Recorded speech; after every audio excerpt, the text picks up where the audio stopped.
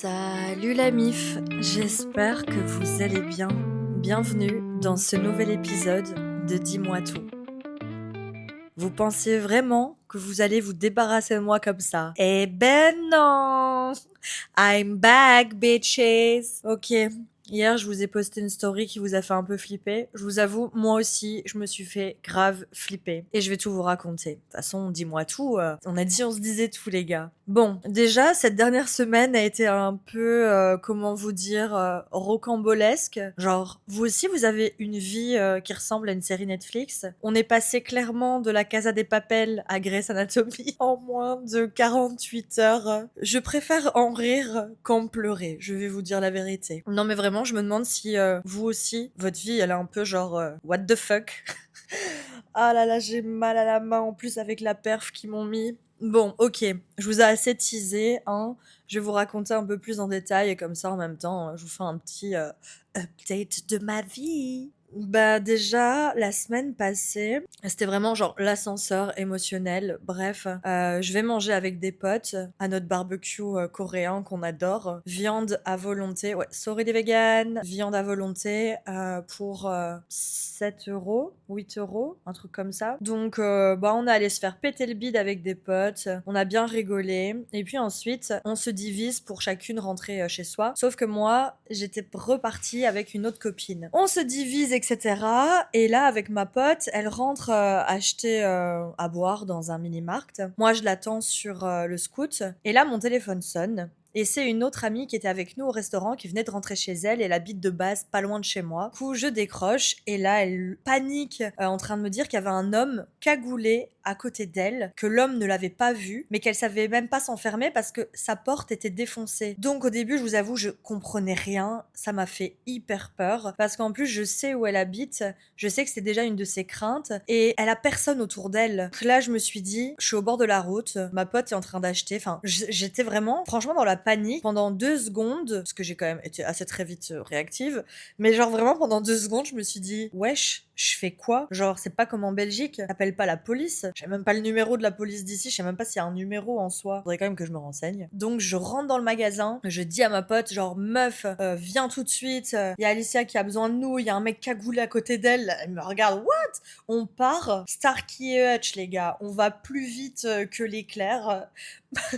Margot, elle prenait les routes avec des cailloux. Genre, j'ai cru qu'on allait s'envoler. Alors, soit on arrivait à temps pour le cambriolage, soit on s'éclatait sur la route. Hein. C'était un des deux. On arrive sur les lieux du crime. Et là, on crie Banjar. Non mais, franchement, quand je vous le dis que ma vie c'est une série Netflix, vraiment, je vous jure. Genre déjà, je dis à ma pote, et si on croise le voleur et qu'il est armé, qu'est-ce qu'on fait? Mais on n'avait pas le choix. On pouvait pas laisser ma pote toute seule comme ça. Donc, nous voilà arrivés. On voit pas de mec. Donc, klaxonner comme des malades pour essayer de lui faire peur parce qu'on savait pas où il était. J'appelle un pote qui habite pas loin. Pas de chance, il était au resto. Ensuite, Ketout arrive, lampe frontale, crop top. Ah non, il avait pas encore remonté son t-shirt à ce moment-là. Machette dans la main droite. Ketout reste derrière nous. J'étais là, non mais c'est pas possible en fait. Nous on n'a pas de machette, on est 3 petites meufs et on était au taquet. Ma pote arrive vers nous, donc on lui dit est-ce que ça va, etc. Donc là en fait elle nous explique qu'elle est rentrée, que en passant devant la maison de ses voisins, elle voit un mec au calme, cagoulé, en train de faire ses petites emplettes dans la maison. Non mais je serais morte sur place. Ensuite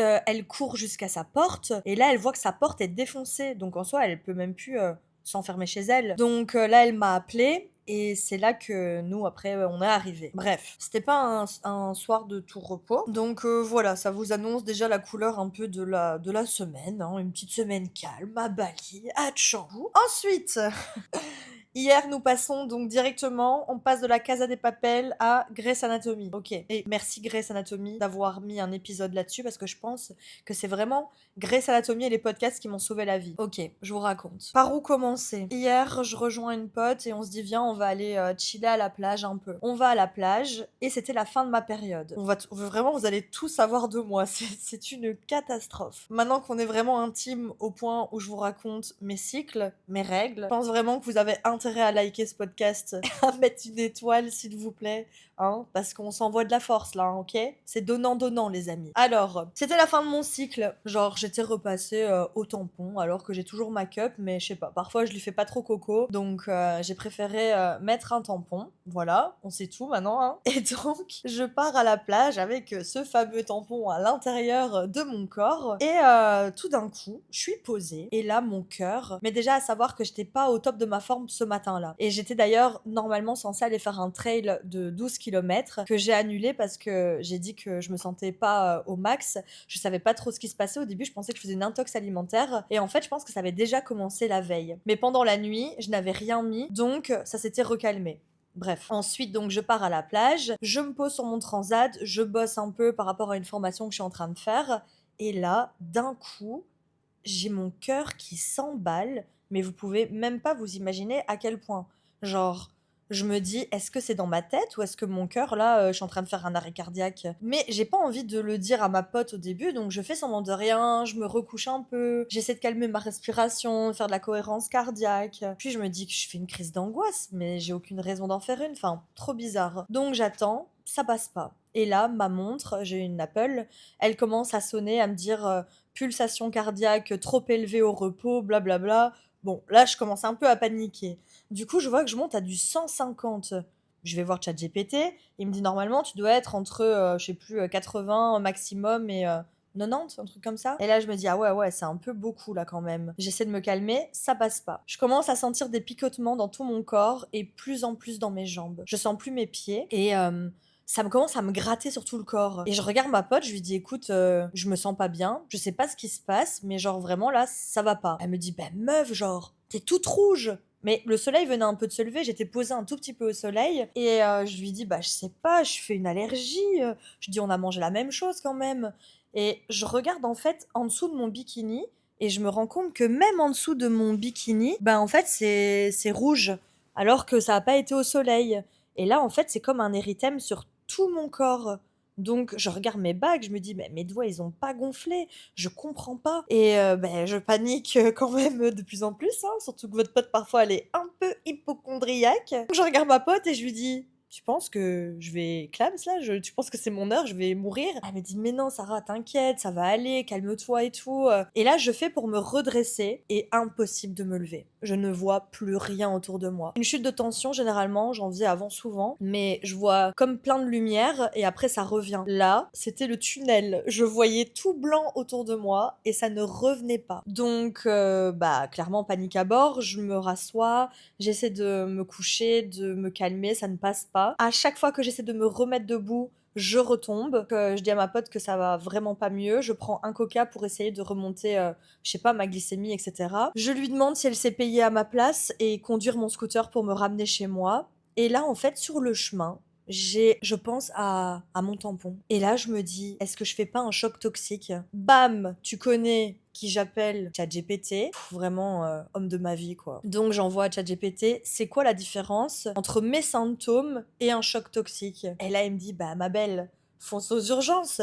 Là, tu es en détresse vitale. J'étais là, oh putain. Si tes pulsations cardiaques ne rediminuent pas d'ici une demi-heure, genre, va aux urgences. Donc, j'arrive chez moi, je dis à ma pote directement, le premier geste que je fais, c'est d'aller enlever mon tampon. Et là, directement, en fait, mon rythme cardiaque déjà rediminue.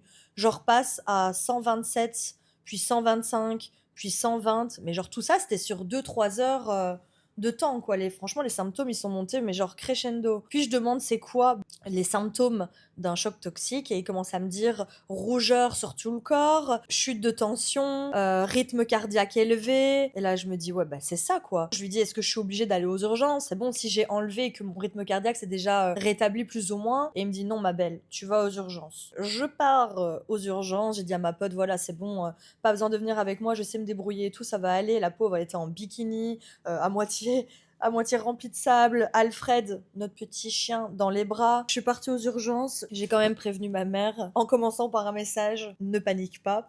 C'est sûr déjà rien qu'en lisant ça, elle allait paniquer. Comme quoi, ben ça n'arrive pas qu'aux autres. Franchement, ça m'a un peu choquée quand même, parce que ça allait très très vite, et je vous jure, j'avais plus du tout le contrôle de mon corps. C'est Heureusement que je me suis souvenue des podcasts que j'ai écoutés sur des meufs qui racontent leur choc toxique. Et je me souviens d'un épisode, il me semble que c'est dans Grey's Anatomy, comme quoi vraiment parfois on peut s'éduquer avec les séries télé. Mais un épisode où c'est une jeune fille qui a ses règles pour la première fois, qui le dit pas à ses parents, qui met un tampon mal, attrape un choc toxique, enfin un truc comme ça. Apparemment, moi, ça avait déjà débuté la veille, mais comme je n'avais rien mis pendant la nuit, je pense que ça s'était recalmé. Ils m'ont fait des analyses de sang, un check-up, etc. pour le cœur, et le cœur était encore haut, mais ça avait quand même bien redescendu comparé à ce que c'était l'après-midi. Par rapport à la prise de sang, on a vu qu'il y avait directement que mon corps combattait une infection. Je pense que ça a été une réaction toxique et pas un choc, parce que le choc, il faut à mon avis laisser plus de temps, ne pas s'en rendre compte, laisser aller, parce que c'est vrai au final, parfois vous pensez pas du tout que ça peut être ça, passe à côté, et c'est comme ça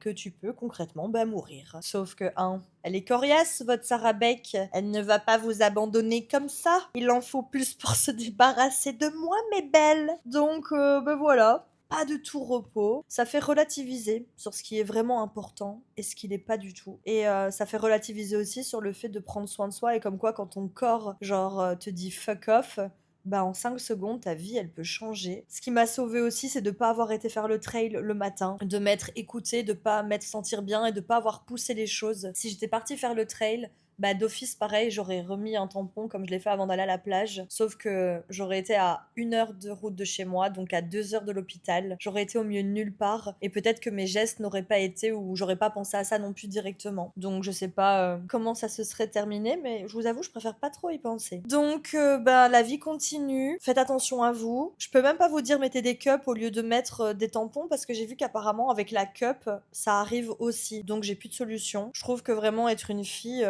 c'est pas un cadeau. Vivement la prochaine incarnation. Je mise tout pour être un bonhomme, pas avoir de règles et pouvoir être un briseur de cœur. Non, je rigole. Je serai toujours un mec bien, même si je passe de l'autre côté.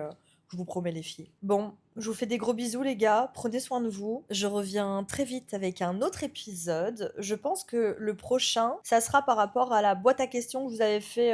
La boîte à questions, non. Je vous en ai posé qu'une, en fait. Par rapport à qu'est-ce que vous voulez entendre. Et la plupart d'entre vous avaient répondu mes folles intuitions story time. Je sais pas si vous êtes prête à cette histoire. Enfin, si vous êtes prêts et prête à cette histoire. Mais je pense que je vais vous la raconter très prochainement. Bon, je vous fais des gros bisous.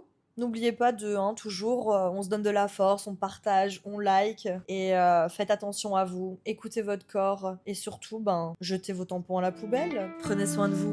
Bye la mif, je vous aime.